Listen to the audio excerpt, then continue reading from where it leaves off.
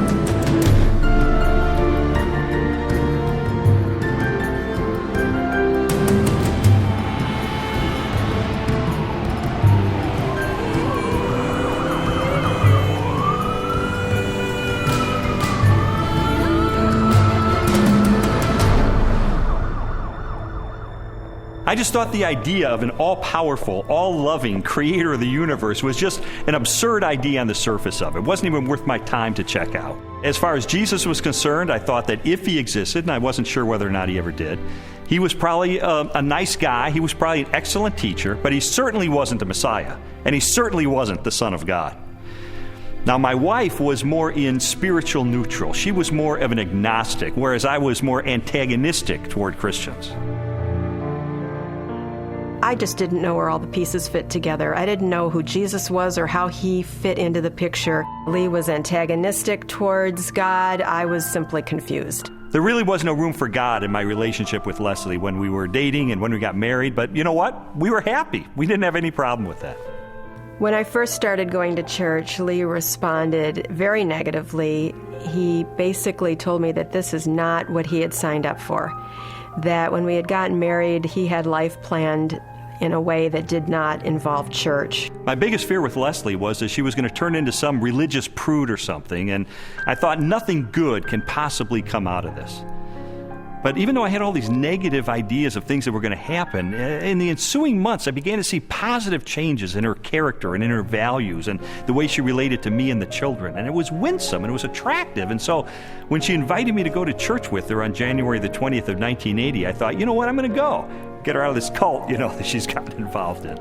He did go in with his reporter's notebook so he could take notes and try to find the scandal. Well, the pastor gave a talk that day called Basic Christianity, and he just systematically laid out what it is that Christians believe. And my mind was blown because I had all these misconceptions, and he really did straighten me out on a lot of things.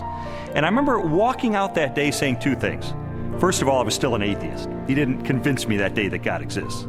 But secondly, I realized if this is true, this has huge implications for my life. Lee's approach was very different from mine. Mine was mostly a heart issue. I wanted to know that God was real, and the way that was real for me was experientially. And for Lee, it was more about documentation, about being able to have facts that proved it true. Well, I was a journalist, so there was really no problem with me picking up the phone and calling a scholar and saying, hey, I'm Lee Strobel, I'm with the Chicago Tribune. I'd like some background information about the New Testament. And so I would do that, and I thought it was going to be so easy to expose the fallacious thinking behind Christianity. But as it turned out, it took me almost 2 years of my life to investigate these issues. It really was, in a sense, the most exciting story I'd ever pursued as a journalist. I think, unfortunately, because the documents, the New Testament and specifically, were written so far after Jesus' death that it's really hard to say. I don't know myself that it was real. I was not there, but people were there at that time. So their account of things that happened back 2,000 years ago has been passed down. As an attorney, I rely on evidence. And so, it would be tough to get evidence at this late date. Well, I began my investigation by looking at the gospel accounts. How did I know that the New Testament was telling me the truth when it talked about Jesus? Now, obviously, I didn't accept the New Testament as being the inspired Word of God. I certainly didn't accept it as being inerrant. But what I had to accept it as being, which it undeniably is a set of ancient historical documents. And I knew that historians had criteria that they could apply to determine whether or not these documents are trustworthy. So those are the kind of people who I pursued. I went after the heavy hitters. I went after the expert witnesses who could help me sort through these issues. J.P. Moreland, Biola University. Mark Strauss, Bethel Seminary. Craig Blomberg, Denver Seminary.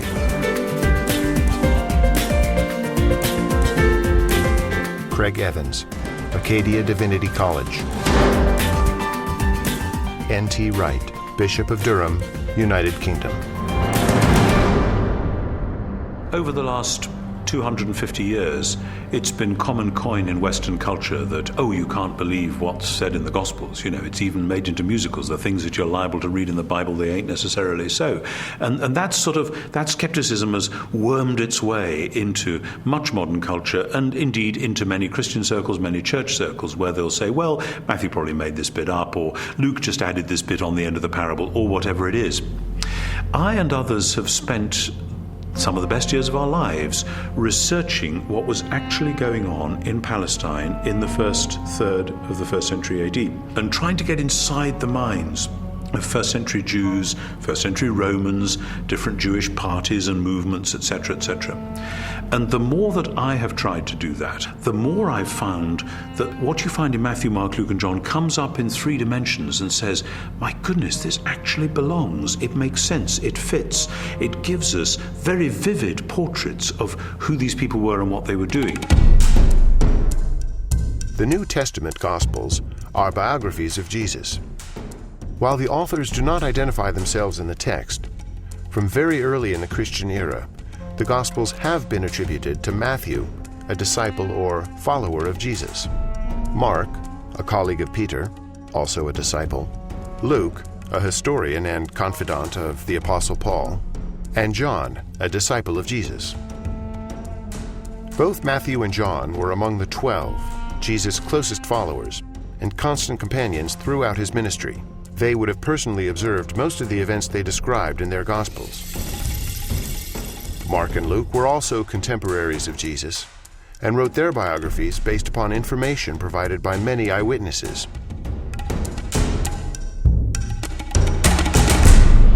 I knew from my years as a legal journalist the importance of eyewitness testimony. In fact, the first question that anybody asks is, how many eyeballs are there? How many eyewitnesses do you actually have? And I needed to determine whether or not contemporary scholars have ascertained whether or not the Gospels are rooted in eyewitness testimony. It's become evident to scholars of the first century that the Gospels were actually attempts to write biographies of Jesus. Now, not in the modern sense, because the Gospels are not particularly interested in his early years. But when it comes to Jesus' adult life and his activities, these are biographies. They're very clearly attempts by eyewitnesses to describe exactly what Jesus said and did, and the consensus of New Testament scholarship has moved in that direction. Many have undertaken to draw up an account of the things that have been fulfilled among us, just as they were handed down to us by those who from the first were eyewitnesses and servants of the Word. Luke chapter 1, verses 1 and 2. Luke's gospel begins with a prologue. It's actually one of the finest Greek sections in the whole New Testament. Luke was clearly a literary artist. But in that prologue, he points out that he has carefully investigated the material that he presents in the Gospels, that he's checked with eyewitness accounts, those who are actually present. If you read that prologue and you see this is the work of a historian, this was someone who has done his research. Therefore, since I myself have carefully investigated everything from the beginning, it seemed good also to me to write an orderly account for you, most excellent Theophilus, so that you may know the certainty of the things you have been taught, Luke chapter 1, verses 3 and 4. You have to understand that people in the first century valued eyewitness testimony. And this is why, from the 2nd century on, it was important to the early church fathers that the people who were alleged to have written the Gospels actually wrote them, and that they were eyewitnesses of the things they wrote. We have actually very early attestation of the authorship of the Gospels.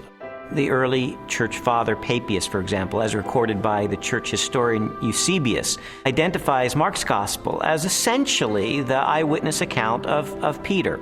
Well, Papias was a disciple of the Apostle John, so we are only one generation removed from Jesus himself. That's a pretty close testimony, and strongly suggesting that, in fact, the Gospels are based on eyewitness accounts.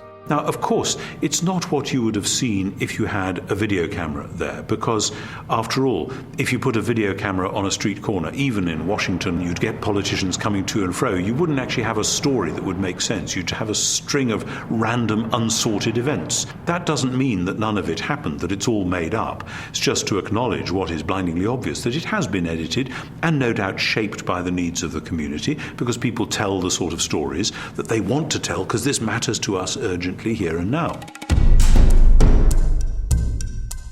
Most historians date Jesus' birth between the years 7 and 4 BC, and his death no later than AD 33. Jesus' public ministry began with the choosing of his disciples and lasted approximately 3 years, culminating in the Passion Week and his trial and death. Scholars generally agree that the Gospel of Mark was written first, sometime between the years 60 and 75 in the 1st century. Matthew and Luke were probably authored shortly after, followed by the Gospel of John. The New Testament Gospels are by far our earliest and most reliable records of Jesus of Nazareth. All of the New Testament Gospels were written in the 1st century. Not only are they remarkably close to the events themselves, but in fact, eyewitnesses are still around. If they were passing on untruths, if they were not passing on reliable history, then we would expect eyewitnesses to say, wait a minute, this isn't what happened. But eyewitnesses are around. Eyewitnesses could confirm what they said. All of the gospel writers either were eyewitnesses or interviewed eyewitnesses to gain the information that they gained about Jesus Christ.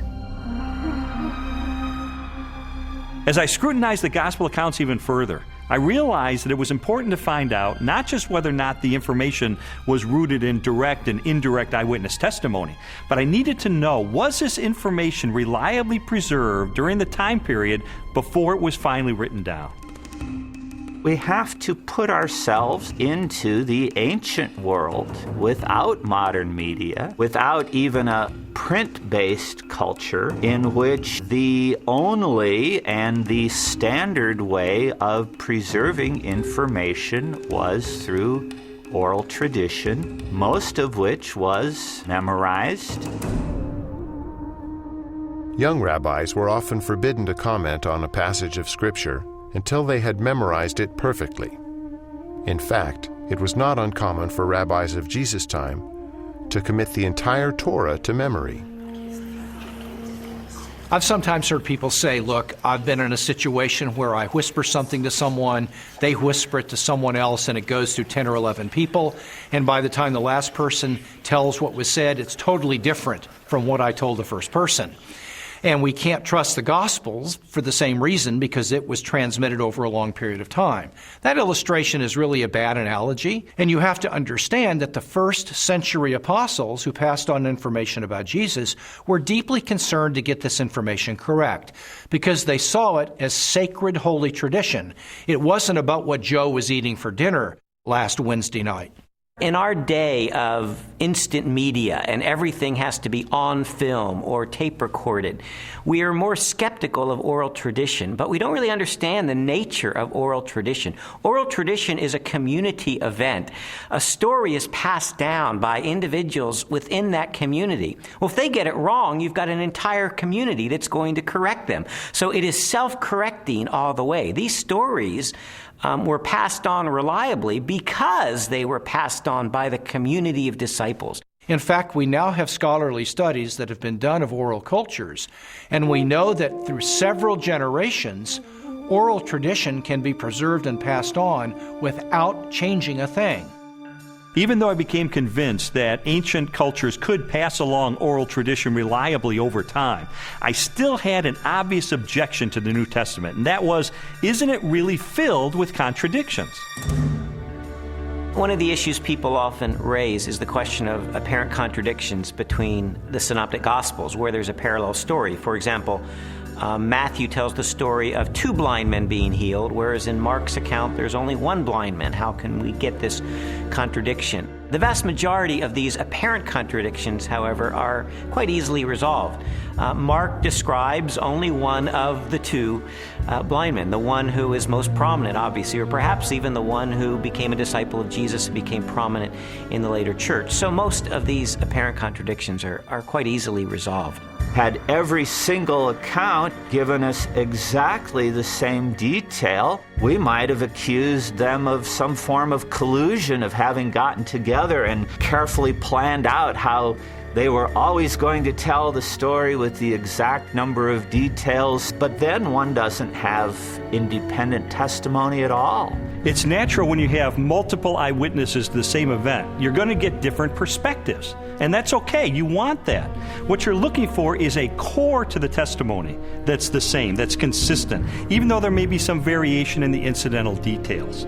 If you're in a court of law and you have multiple witnesses come in and testify to the exact same thing, the first objection that's brought up is to say collusion. They got together. They orchestrated their testimony, and their credibility is shot. The earliest known copies of the Gospels were written on sheets of papyrus and scrolls made of animal skins. They are among the oldest existing manuscripts of antiquity. The Codex Sinaiticus was authored between AD 330 and 350. It contains almost all of the New Testament and a significant portion of the Old, while the Codex Vaticanus from the same era is a nearly complete Greek copy of the entire Bible. A papyrus fragment from the 18th chapter of John dates to AD 125, less than a single generation after the Gospel was originally written. When I found out that we have no original survivors of the manuscripts of the New Testament, I became very skeptical. Because if all we have are copies of copies of copies of copies of copies, then how do we know that what we possess today bears any resemblance to what the original said?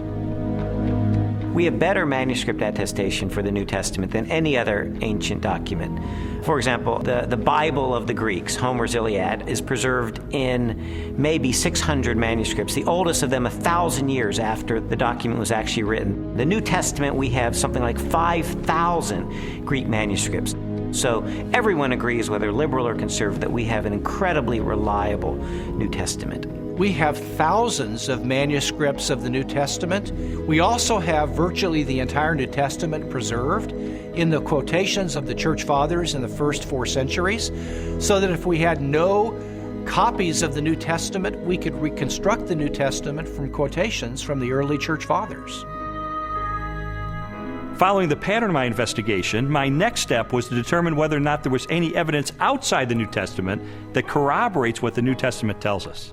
Jesus, of course, wasn't the emperor of the Roman Empire. He wasn't some autocrat that had conquered half of the world, but he did leave an impact in his own environment and created a movement that grew from there. And there is a remarkable amount of documents and corroboration. Josephus refers to him.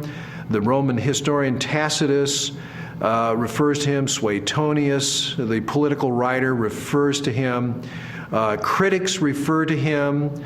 And so it's like a stone thrown into a pond. The ripples go out and everywhere are felt. It's a very impressive record taken as a whole.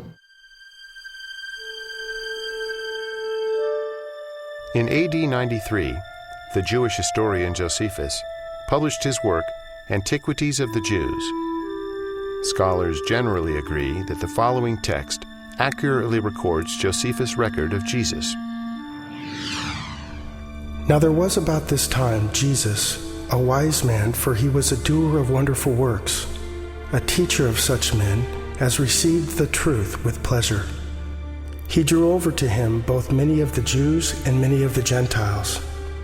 When Pilate, at the suggestion of the principal men amongst us, had condemned him to the cross, those that loved him first did not forsake him, and the tribe of Christians, so named for him, are not extinct to this day. In a court of law, the rebuttal case is an opportunity for the other side to present their evidence. Well, in recent years, there's been a proliferation of books and articles about the so-called Gnostic Gospels. And I wanted to figure out, does this represent the mainstream of academic scholarship? The Gnostic Gospels are a collection of religious writings from the 2nd and 3rd centuries. They blend the teachings of Jesus with a variety of ancient philosophical beliefs. According to the tenets of Gnosticism, the universe was the creation of a flawed and wicked God. Therefore, all matter was evil. Salvation from this world could only be attained through secret knowledge about the spiritual nature of man. There's been a lot of talk about the Gnostic Gospels, the Gospel of Mary Magdalene, the Gospel of Philip, the Gospel of Thomas. These documents are almost universally recognized to be much later than the New Testament Gospels and not to record historically reliable material related to Jesus. Well, the New Testament Gospels give us a portrait of an early 1st century Palestinian Jesus of Nazareth. The Gospels from the 2nd century, which are mostly Gnostic Gospels, such as the Gospel of Judas, or the Gospel of Thomas, or the Gospel of Philip, or the Gospel of Mary, they give us a very different Jesus. Now, you can pick and choose if you want. You can say, well, I like the 2nd century Gnostic Jesus better. Others might want the early 1st century Palestinian Jesus. But if you're going to be a scholar about it, and you're going to talk about, well, which Gospels really do give us earlier traditions that more reliably reflect the actual historical Jesus, you got to go with the New Testament Gospels every time. There's a view among some that there were all of these different competing views of Jesus Christ, and that the one that won out became the orthodox perspective of Christ reflected in the Gospels. All the evidence runs contrary to that. Jesus was a 1st century Jewish teacher who revealed and demonstrated himself to be the Messiah. That's the presentation we get in Matthew, Mark, Luke, and John, the New Testament Gospels. These later Gospels, these Gnostic Gospels, present a very different Jesus, almost a Greek philosopher, an esoteric Gnostic Jesus. It's clearly not the authentic historical Jesus. What I've come to discover is that the Gospels in the New Testament, Matthew, Mark, Luke, and John, are our best sources for Jesus. And I've also found that they are reliable, and that from these sources we can form a picture that I believe is very accurate, that tells us about Jesus, what he taught, how he was perceived by his contemporaries, and what his life was really all about.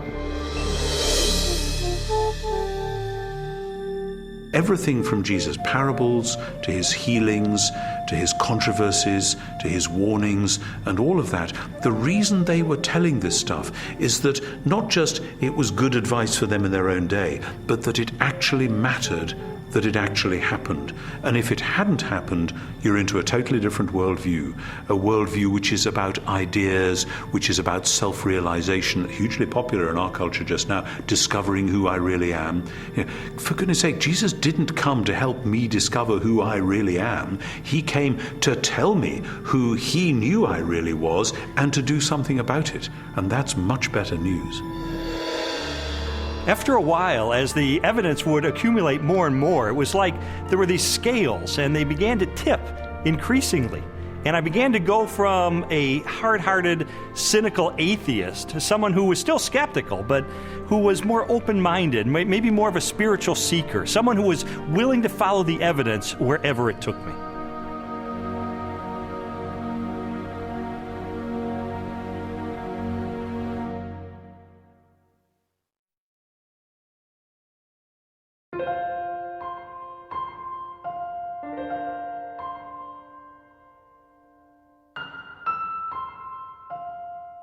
This whole time I was on this investigative journey, Leslie and her friends behind the scenes were praying because they knew that I was checking in the evidence. I was looking into these issues for myself, and they just wanted me to be open-minded about the evidence that I found. I was feeling like my whole world was opening up into something new and way more exciting and fulfilling than what we had been on. And it was that frustration of trying to help him to recognize that that was the case. Well, Leslie tried several things during this period to try to spur me on in my investigation. It didn't help very much. For instance, she would leave Bible tracts around the house, or she would take a Christian book and highlight certain passages and leave it open on a coffee table, things like that. And it really didn't help. And I told her it was not helping, and she understood that. But I think sort of the whole time she was holding her breath, because this was not a very smooth investigation. He would take 2 steps forward, 3 steps back. Sometimes it looked like he was really getting it, and other times he would just turn into an angry, frustrated person again. And so it was a very frustrating time for both of us. I believe Jesus was a real person. I believe he did live. I guess there are some exaggerations in the Bible, I'd have to say. I don't believe we'll ever know if Jesus was really what everyone thinks he is. I think it's a lot of folklore. I think it's a lot of historical misrepresentations. I think it's a lot of wishful thinking. But I don't think we know, and I don't think we'll ever know, and I don't think there's any way to prove what has been claimed about Jesus for all these years. The biographies of Jesus in the New Testament gave me a lot of information about him. But Christians were saying that he is the Son of God. That's a huge step to take to believe that. And so I sought out more scholars so I could pose to them this question: who was Jesus?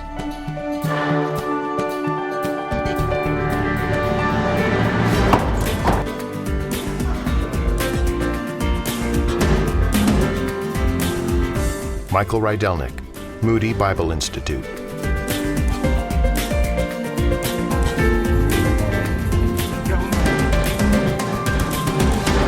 Ben Witherington, Asbury Seminary.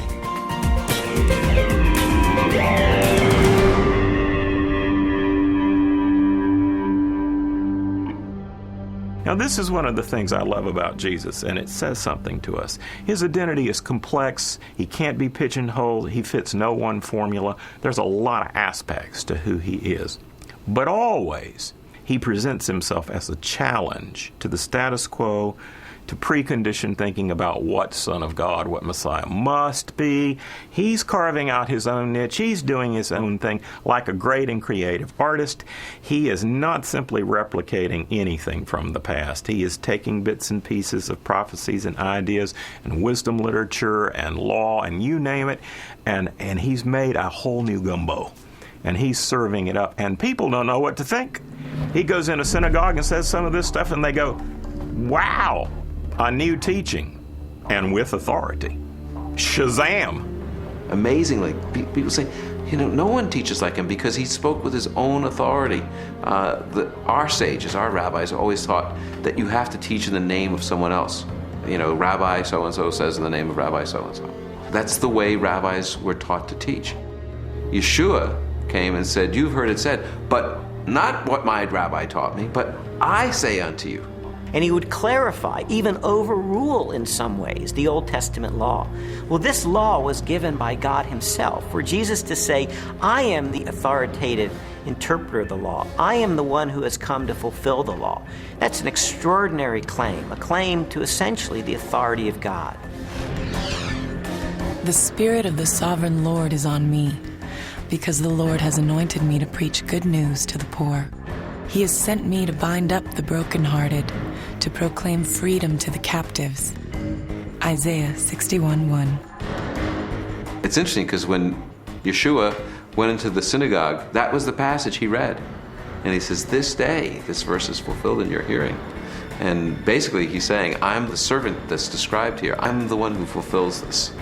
Philip comes to Jesus and asks him to show us the Father, and Jesus says, the one who has seen me has seen the Father. Jesus clearly presents himself as the self-revelation of God. Those who meet Jesus are, in fact, meeting God. When Jesus is brought before Caiaphas, the high priest, and some of the Sanhedrin members that have gathered the evening that Jesus is arrested, they're trying to find incriminating evidence, they're trying to find incriminating testimony, and they're not doing real well. And finally, the high priest asked Jesus directly, tell us plainly, are you the Messiah, the Son of God?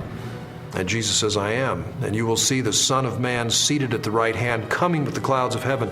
And there Jesus has combined phrases from Daniel 7 and Psalm 110. Jesus sees himself as this heavenly figure.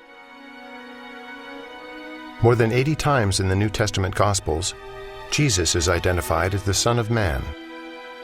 While the human connotations of the phrase are obvious, a broader interpretation is found in an Old Testament scripture written by the Jewish prophet Daniel. In my vision at night I looked, and there before me was one like a son of man, coming with the clouds of heaven. He approached the Ancient of Days and was led into his presence. Daniel 7:13.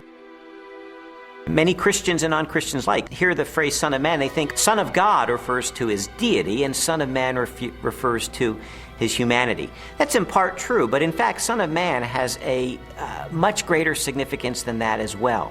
The title Son of Man, Jesus draws that title from Daniel chapter 7, where a glorious messianic figure comes before the Ancient of Days, a reference to God, and he is given all glory and power and majesty. That portrait of this glorious Messiah is the one that Jesus identifies himself with. He is the Son of Man. So Son of Man doesn't just mean a human being.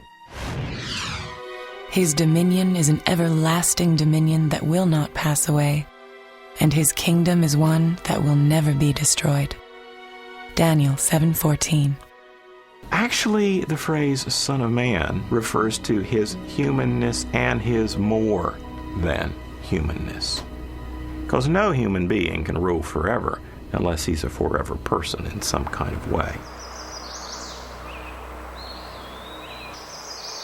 In addition to the claims that Jesus makes about himself in the New Testament, there are also reports that he performed the miraculous, that he walked on water and healed the sick and turned water into wine and raised the dead and did exorcisms. And so I had to know, is there evidence that these miracles are a result of his divine nature? Jesus' contemporaries, that is, people who liked him, people who were indifferent, neutral, and people who opposed him, all acknowledged he did extraordinary things. Now, of course, the people who liked Jesus and believed in him and followed him said Jesus did these powerful works because of the Spirit of God. People who opposed him would say, well, I admit he does these amazing things, but it's because the devil is helping him. The Talmud actually speaks of some of these things. In some of the passages that deal with Yeshua, it has him as a magician. And why do they describe him as a magician? It's not flattering. There's a historical recognition here that when Yeshua came, he did miracles, just as Isaiah 35 indicates in the Messianic age. When the Messiah comes, he'll be able to make the blind see and the lame walk. The New Testament Gospels record at least 40 separate miracles performed by Jesus during the course of his ministry. They include healings, exorcisms, mastery over nature, and even raising of the dead. Christian theology has always held that these miracles are part of a total picture that displays the attributes of God himself: unlimited power, total knowledge, ever-present, unchanging, eternal. There's no question that the biographies of Jesus describe him as a worker of mighty deeds.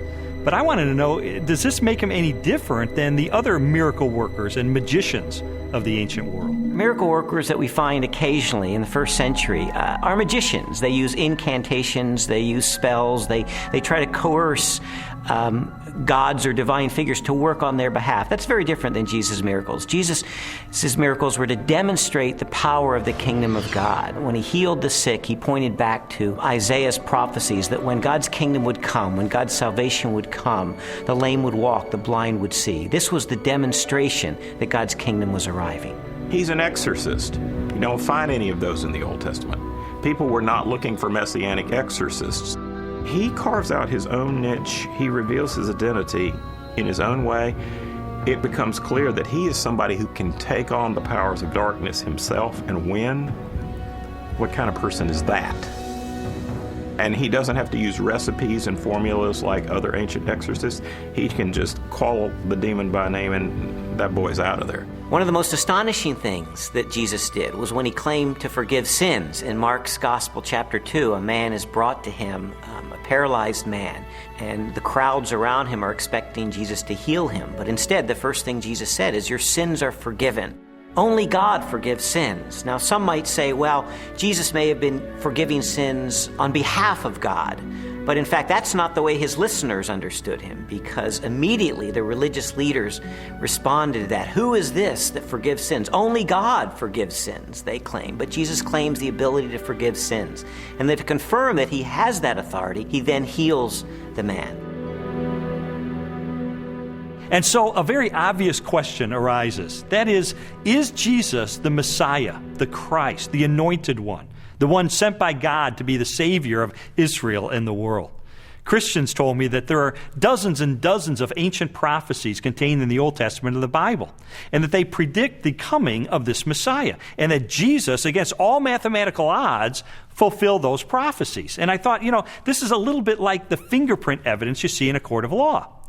I remember covering one particular case where the murderer went through the purse of the victim, and he left one thumbprint on the cellophane wrapper of a package of cigarettes. And it was that thumbprint that led to his conviction for murder.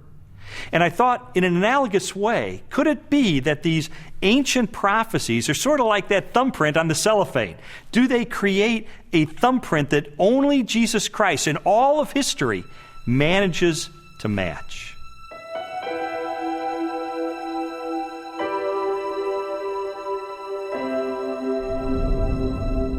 This is Yeshayahu 53:6 or Isaiah 53:6. Kulanu katson ta'inu, ish ladarko paninu, vadonai hifnia bo, et avon kulanu. All of us, like sheep, have gone astray. Each of us has turned to his own way. But the Lord has laid upon him the iniquity of us all. I had a friend who wrote this out on a piece of paper. He typed it up on his computer without any verse notations. And he took it around to everyone in his office. He worked in a big office for a motor vehicle bureau in one of the big states in our country. And he showed it to everyone in the motor vehicle bureau and in the state capitol. And he said, just tell me who this is and where it comes from. And every single person that looked at it, Jew or Gentile alike, it didn't matter.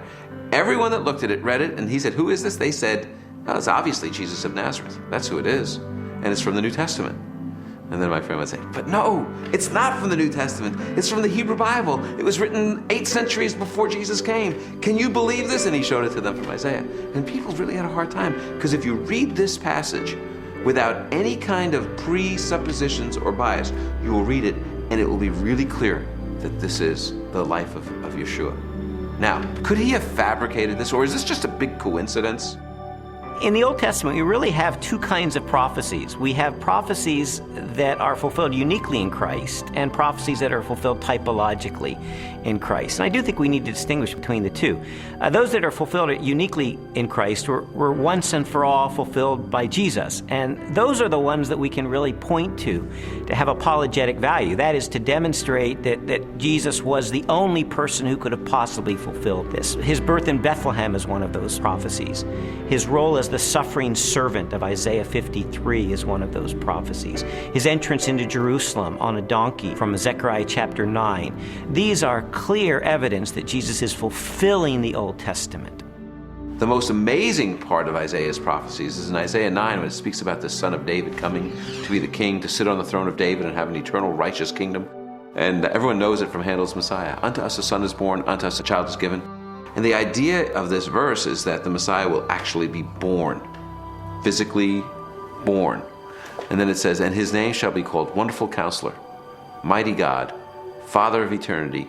In other words, he's the creator, the author of time. Some skeptics have said that Jesus could have engineered the fulfillment of these prophecies. Of course, Jesus could not have determined where he was going to be born, so to be born in Bethlehem, obviously he could not have engineered that. Also, as the suffering servant, it would have been difficult for him to engineer such a specific fulfillment of Isaiah 53. But on the other hand, the fact that Jesus performed certain actions that in fact fulfilled prophecies only demonstrates that he was indeed the Messiah. Anyone who enters Jerusalem riding on a donkey in obvious fulfillment of Zechariah 9:9 is saying, yes, I am the Messiah. So we certainly have a glimpse in that fulfilled prophecy of the self-consciousness of Jesus, that he truly believed that he was the Messiah.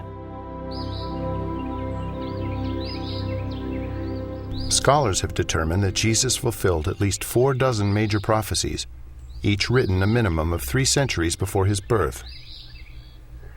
Their content ranged from specific details about his life to the symbolic implications of his death.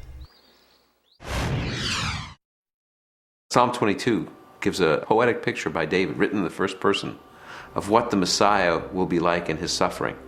And one of the things he says is that they will pierce my hands and my feet. Now, David wrote before crucifixion was known, probably by about 300 years.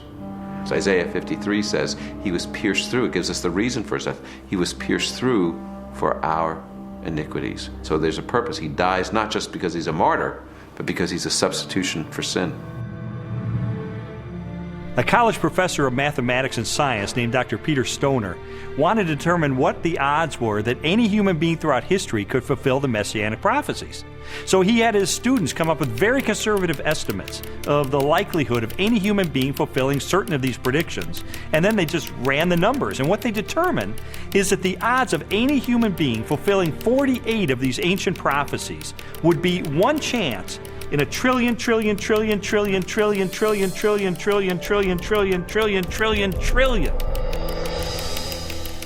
It is mathematically virtually impossible. To me, just as significant as all of those unique prophecies that were fulfilled in Christ is the complete drama of the Old Testament. The fact that the Old Testament is the story, the narrative of God's redemptive movement, his movement to deliver and save humanity. And Jesus is the climax of that movement. He is the climax of salvation history, the one who brings it off to fulfillment. You read the Old Testament, it's building. Jesus arrives on the scene and he is the fulfillment. And he recognizes himself clearly as the climax of God's plan of salvation for all humanity. This whole case was sort of like one of those jigsaw puzzles where you don't know what the ultimate picture is going to be. You just put together the pieces, and as I was putting together all of the evidence, it started to take shape, and I sort of stepped back, and I could see that it was a portrait of Jesus Christ.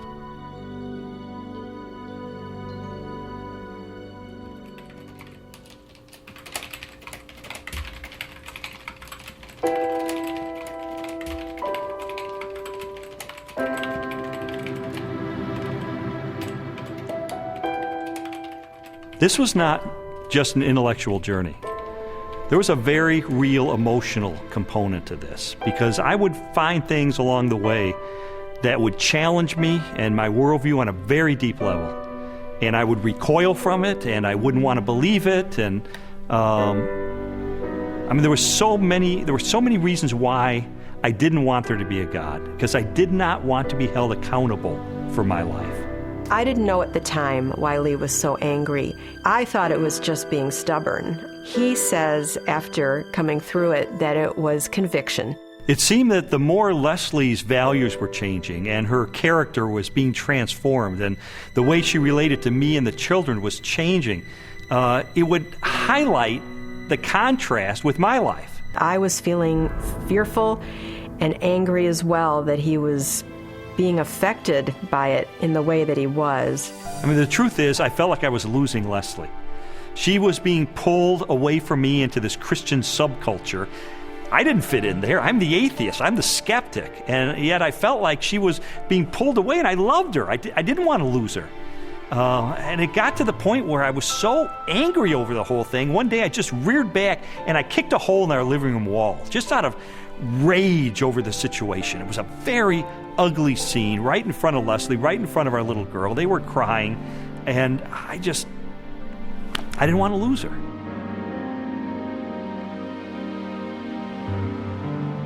Jesus' body was never found. And so, and they predicted it.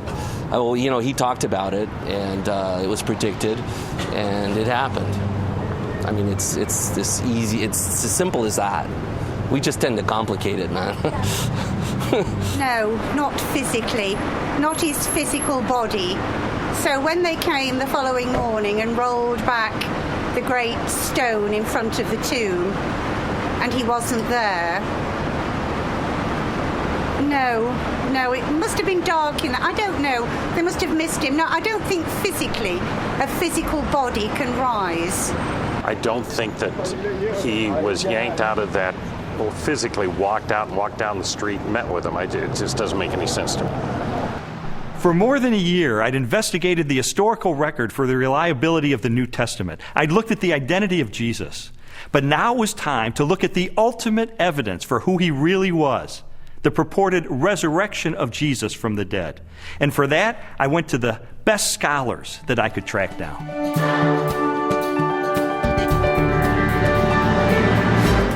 William Lane Craig, Biola University. Gary Habermas, Liberty University.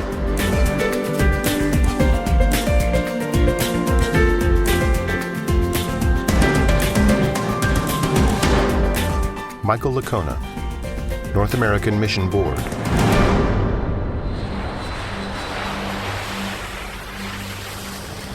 You see, while Jesus was on earth, he made some really radical claims. He claimed to be the uniquely divine servant of God, and he claimed that the only way that we could get to God would be through him. Now, I submit to you that if one of your professors made some claims like that, you would think that he or she was a few French fries short of a Happy Meal. Those are some really audacious claims. Well, a lot of Jesus critics responded to him the same way that you or I would respond to someone making those claims today. Oh yeah, pal? You really think that's who you are? Well, tell you what, why don't you show it to us? Why don't you give us a sign? Show us a miracle or something. And Jesus said, well, I'll give you one miracle, one sign, my resurrection from the dead. The resurrection of Jesus really is the pivotal event of history. Anybody can claim to be the Son of God, as Jesus clearly did. The question is, can you back it up? What evidence is there to support your claim? What credentials do you have? And if Jesus really did return from the dead, that's excellent evidence that he is who he claimed to be, the one and only Son of God. To weigh the validity of Jesus' resurrection, we must first consider his death. Many skeptics have proposed that Jesus merely fainted on the cross, or was drugged, and later escaped as part of a conspiracy. By contrast, the four gospel narratives collectively describe the events of his public beating, death by crucifixion, and burial. Pilate had Jesus flogged and handed him over to be crucified. Mark 15:15. Chances of surviving crucifixion were extremely bleak. Crucifixion and the tortures that normally preceded it was the worst way to die in antiquity. A person was scourged to the point usually that their intestines, arteries, and veins were laid bare. And then after that, a person was dragged out where they were impaled to a cross or a tree and then left hanging there in excruciating pain. In fact, the word excruciating comes from the Latin, out of the cross. Jesus was being tried and executed as a rebel leader. Now, in the Roman army, if you were responsible for looking after one prisoner of war, even if he was a rather insignificant prisoner of war, if you let him get away, your life would be forfeit in place of his, and life was very cheap. If you were looking after the execution of a rebel leader and you let him get away, you're in deep trouble. You're not going back home to your wife and kids. No way, game over. The Romans were very, very good at killing people. They specialized in it. They prided themselves on it. Perhaps the most definitive statement of Jesus' death at the hands of the Romans is recorded in the Gospel of John. One of the soldiers pierced Jesus' side with a spear, bringing a sudden flow of blood and water. John 19:34. Medical experts have concluded that this account from John, an eyewitness of the crucifixion, is evidence that as he suffocated on the cross, Jesus' heart had ruptured. There came a rich man from Arimathea named Joseph. Joseph took the body, wrapped it in a clean linen cloth, and placed it in his own new tomb that he had cut out of the rock. Matthew 27:57-60. All four Gospels tell us that Jesus was buried in the tomb of Joseph of Arimathea.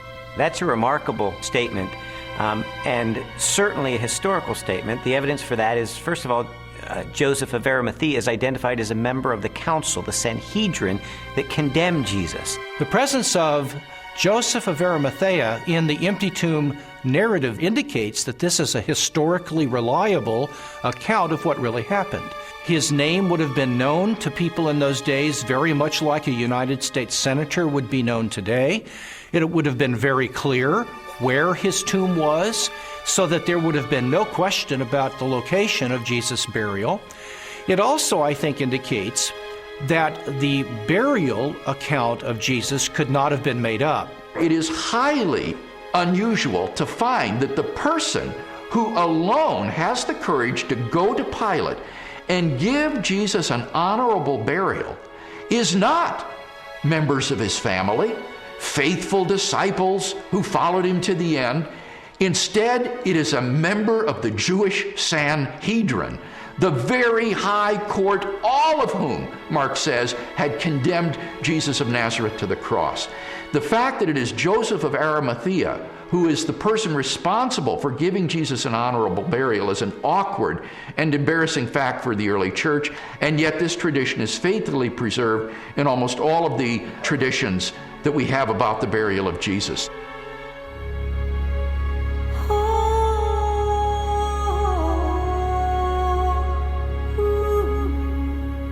If Jesus really was killed by the Romans, if his body really was buried in the tomb of Joseph of Arimathea, then the next focus of my investigation became obvious. On the first Sunday after the crucifixion, was the tomb of Jesus Christ really empty? On the first day of the week, very early in the morning, the women took the spices they had prepared and went to the tomb. Luke 24:1. The empty tomb story also has a very embarrassing feature of it that is preserved in the memory of the early church, namely the discovery of the empty tomb by women. Now, in order to appreciate this, you have to understand something of the status of women in Palestinian Jewish society. In that society, which was a patriarchal society, women were frankly second-class citizens. If you were going to invent an account about an empty tomb, then why on earth would you invent witnesses, primary witnesses, whom no one would believe? In fact, they would scoff at that later on. Supposing you were inventing the story of the resurrection of Jesus, many people have said, oh, this was all just dreamed up later on. Well, how would you have done that? The one thing you wouldn't have done would have been to have not only a woman, but a woman who's got nobody quite knows what, but a fairly shady past, as your prime witness. And yet there she is, Mary Magdalene, in Matthew, Mark, Luke, and particularly in John. And already by the middle of the 2nd century, the pagans are sneering, this is just based on the testimony of hysterical women, you can't believe that. But the early Christians stuck to their story, they stuck to their guns, they stuck to the women. They said this is how it was. Now, they just would never have made that up. And that actually has enormous ramifications. If this is how the story was, and they didn't change it to airbrush Mary out, then this really must have been what happened on that first Easter day. The chief priests devised a plan. They gave the soldiers a large sum of money, telling them, "You are to say, his disciples came during the night and stole him away while we were asleep." Matthew 28:12 and 13. Matthew reports that the Jewish authorities were claiming that the disciples of Jesus had stolen his corpse. And this is verified by Justin and Tertullian a little bit later on, saying that the Jewish leaders were still saying the same thing in their day. Now here's the question. If the body is still in the tomb, why are you saying that the disciples had stolen it? Well, if you think about that, The claim that the body was stolen confirms that Jesus' enemies acknowledged that the tomb was empty. If you've got a stolen body, you must have an empty tomb. If the tomb was not empty, Jesus' opponents would surely have gone and got the body and shown it as soon as the disciples began proclaiming the resurrection. I found the evidence for the empty tomb very convincing, but you know what? That didn't tell me what happened to Jesus. Is it true that hundreds of people really saw him alive after the crucifixion? My research took me to a letter that the Apostle Paul wrote to the church at Corinth, and it contains the earliest passage of all about what happened to the resurrected Jesus. He was raised on the third day. He appeared to Peter and then to the 12. After that, he appeared to more than 500 of the brothers at the same time. Then he appeared to James, then to all of the apostles. And last of all, he appeared to me. 1 Corinthians 15, 4-8. Paul, who is a first-generation Christian, having met and seen the resurrected Jesus, describes resurrection appearances to Peter, to the apostles, to James, and finally to himself. And he also mentions 500 people who saw Jesus alive. So we have eyewitness first-hand account of someone who himself saw Jesus alive and knows of 500 people or so who saw Jesus alive. That's extraordinarily strong evidence. These people, Paul tells us, were still alive at the time that he was telling the Corinthians about it.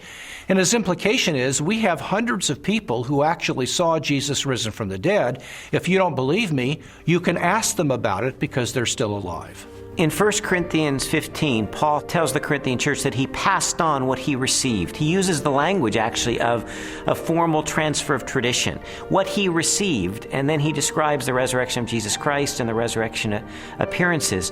This confirms for us that the accounts of the resurrection were creedal tradition that were passed on to Paul. So if 1 Corinthians was written in the early to mid-50s of the first century, these traditions were much earlier than that, going back to the period of Paul's conversion in the 30s. So that pushes the accounts of the resurrection to a very, very early date. Paul seems to think that the best argument for this text is that he received it from trustworthy persons. I gave you what I was given. The answer's right. I went to the right people. And critics believe that Paul got this material. Generally, they say he received it in Jerusalem about 35 AD. First of all, he's early. He's writing within 20 to 35 years of the purported event itself, because he's quoting from a creed, an oral formula, tradition that predates the writing of the New Testament, for which most scholars date to between 3 to 5 years of the crucifixion itself. 1 Corinthians 15, 3-7 provides evidence that belief in the resurrection was already present among Jews within 2 to 3 years after Jesus was killed. That means that the resurrection stories aren't something that evolved over 30, 40, 50 years after the crucifixion of Jesus. So we have the empty tomb, we have the eyewitnesses, we have the early accounts. The question is, are there any other additional facts, circumstantial evidence, to support the resurrection? While the Apostle Paul described hundreds of eyewitnesses to the resurrected Jesus, the full impact of the event is perhaps best measured by the subsequent growth of the early Christian church in the face of intense persecution. In the 2nd century, the Roman historian Tacitus wrote, "Nero inflicted the most exquisite tortures on a class hated for their abominations, called Christians by the populace. Christus, from whom the name had its origin, suffered the extreme penalty at the hands of one of our procurators, Pontius Pilate, and a most mischievous superstition, thus checked for the moment, again broke out not only in Judea, but even in Rome." Even the most critical, skeptical scholars recognize that the earliest disciples at least believed that God had raised Jesus from the dead. In fact, they pinned nearly everything on it. Without belief in Jesus' resurrection, the early Christian movement could never have come into being. They recognized in Jesus something special, but they wondered if they were mistaken when he died. They didn't anticipate that. Suffer maybe, but die at the hands of Pontius Pilate, the Roman governor? In fact, even when the first reports of his resurrection reached their ears, they were still doubtful and skeptical. But when they met the risen Lord, their skepticism was transformed into a very confident faith, a great joy, and a determination to preach the good news to everyone else. And I think that's the part that's awfully hard to refute, because we have this turnabout, this transformation of a discouraged and bewildered following on the basis of the good news. Somehow you have to explain the explosion from scared followers who run away to let's worship him, let's sing to him, let's pray to him. If there was no resurrection, and more to the point, if there was no resurrection appearances of Jesus, to those who doubted and were discouraged and denied and betrayed Jesus, we would not be sitting here talking about this today. Other messianic figures had risen in the past, had claimed to be somebody, and had been suppressed and killed by the Romans. Yet no movement arose around those dead messiahs. But these disciples of Jesus were willing to go to the ends of the earth proclaiming the gospel message. Were willing to suffer and die for that. The transformation from a bunch of defeated cowards to boldly, fearlessly proclaiming the gospel, even to the point of death, to me confirms that something happened on that first Easter morning. I have worked much harder, been in prison more frequently, been flogged more severely, and been exposed to death again and again. 2 Corinthians 11:23. After Jesus' crucifixion, the disciples lived lives of hardship for 20, 30, 40 years, suffered greatly in their ministries, and eventually suffered martyrdom and execution without recanting for their belief that they had seen Jesus risen from the dead. I mean, what were they gaining? Were they becoming rich? They're running around the countryside. They're, in some cases, abandoning their family for periods of time so they can preach. What they got for their efforts is death, in many cases. You also have to remember that the disciples died not just for something they believed was true. They died for something they actually saw with their own eyes. It's much more difficult to explain that away than it is for someone who dies for a belief and they're sincerely wrong. I came across a bit of evidence I really found fascinating. James was a half-brother of Jesus, and he was not a believer in Jesus during Jesus' lifetime, but he later died the death of a martyr as a leader of the local church. In a similar way, Saul of Tarsus was a persecutor of Christians, and yet he later becomes the Apostle Paul, this incredible missionary. So I had to ask myself, what led to this radical transformation of these skeptics? Sometimes people will come to believe something they wish to be true. If you believe hard enough that a person is loving and kind, you can talk yourself into believing that, even though the person is not loving and kind. It's very, very difficult, however, to explain people coming to believe something that they're actually standing against. Now, in the case of James and Paul, they did not believe in Jesus before his crucifixion.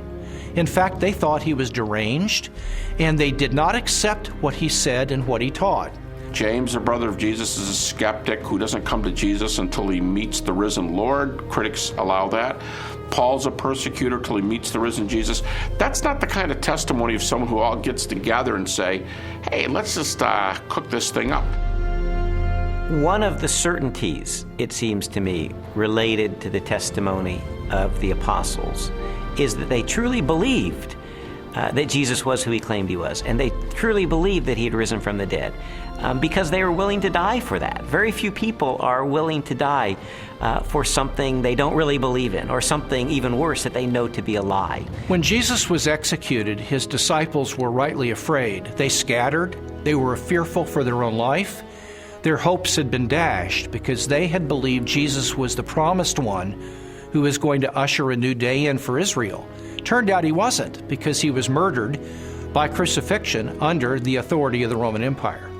And yet, Shortly thereafter, we find them taking a stand in Jerusalem proclaiming that Jesus was the Messiah, the very Son of God.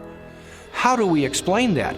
How do we explain the fact that they were even willing to propagate this the rest of their lives and go to martyrs' deaths for their belief? The only rational explanation is that something happened to them between the death of Jesus and 3 days later, and according to their own words, it was that they saw Jesus risen from the dead for themselves.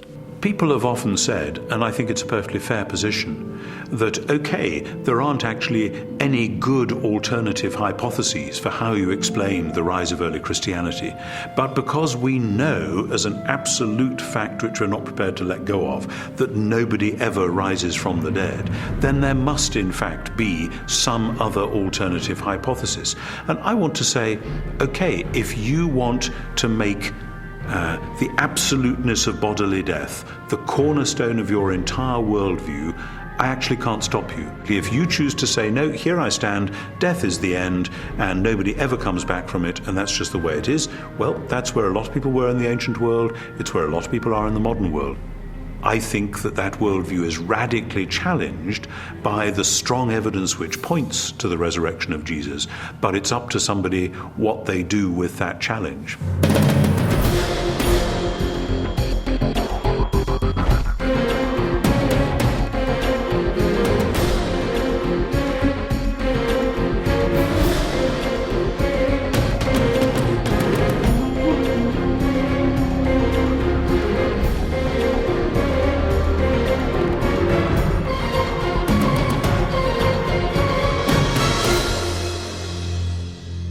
The evidence accumulated over time until November the 8th of 1981, which is sort of when I reached a critical mass. I remember going alone in my room, and I took a yellow legal pad and put a line down the middle, and on one side I started to list all of the evidence I had encountered for Jesus Christ being the Son of God, and on the other side all the negative evidence against that. And I wrote page after page, and finally I put my pen down and I said, wait a minute.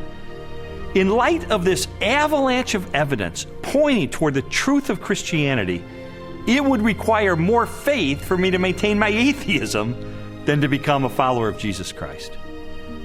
And so that's the moment that I decided, consistent with the evidence, the most logical, the most rational step I could take was a step of faith in the same direction the evidence was pointing, and put my trust in Jesus.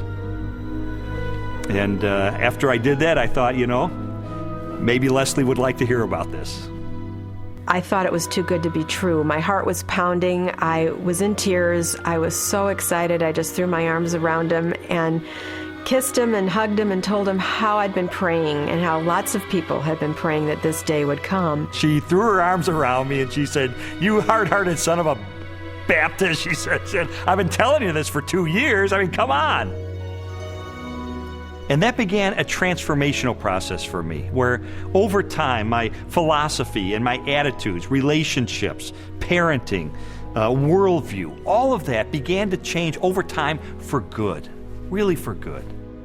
When Lee became a Christian, his whole life started to change, to the extent that our 5-year-old daughter, who also saw those changes, went to her Sunday school teacher and told her that she wanted Jesus to do in her life what he had done in her daddy's life. Jesus said, "You shall know the truth, and the truth will set you free." And that's my story. It was someone who said, I'm going to investigate this stuff with an open mind, let it take me wherever the evidence will take me. And what I discovered in the end is Jesus made the claim that he is the truth, that everything hinges on his identity. In fact, everything hinges on the resurrection, because anybody can claim to be the Son of God.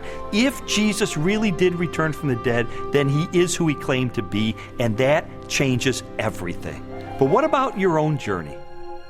I'd really encourage you, if you've never done it, to investigate the evidence for yourself, but make 3 resolutions up front. Number 1, make it a front burner issue in your life. Number 2, resolve to have an open mind, to go wherever the evidence takes you, even if it takes you to the very uncomfortable conclusion that Jesus is who he claimed to be. And then finally, resolve that once the evidence is in, you will reach a verdict in the case for Christ.